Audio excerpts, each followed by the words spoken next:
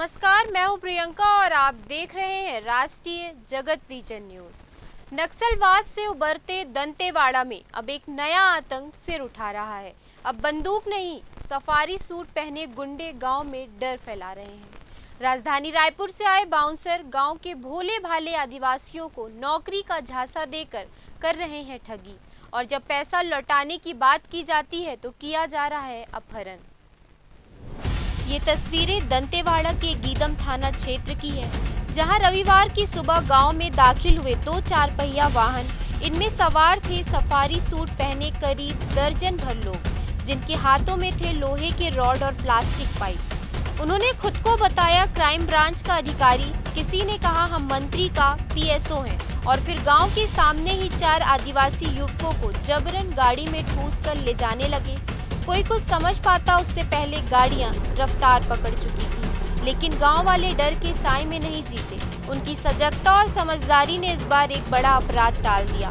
ग्रामीणों ने तुरंत पुलिस को सूचना दी। पुलिस ने चौकसी दिखाई और बारसूर इलाके में नाकेबंदी कर सभी आरोपियों को पकड़ लिया। इस वारदात के पीछे था दंतेवाड़ा का ही एक शातिर शख्स राजू अंसारी। आरोप है कि राजू अंसारी ने गांव के कई युवाओं से नौकरी दिलाने के नाम पर लाखों रुपए वसूले। 4 युवकों से लिए गए थे 4 लाख रुपए।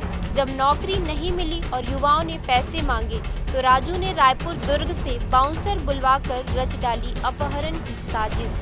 इतना ही नहीं, भाजपा नेता राजेश कश्यप का दावा है कि पूरे क्षेत्र के 50 से ज्यादा युवाओं से इस तरह ठगी की गई है। किसी से 20,000 तो किसी से 1 लाख, और जब कोई विरोध करे तो उसे अगवा कर डराया धमकाया जाता है। फिलहाल सभी आरोपी हिरासत में हैं।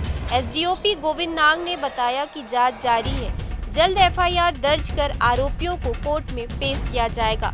जांच इस पहलू पर भी चल रही है कि इन बाउंसरों को रायपुर दुर्ग से किस नेटवर्क ने भेजा, और क्या ये एक संगठित अपराध गिरोह है।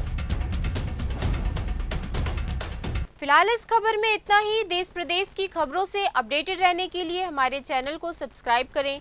नए खबरों के नोटिफिकेशन के लिए बेल आइकॉन जरूर दबाएं। नमस्कार।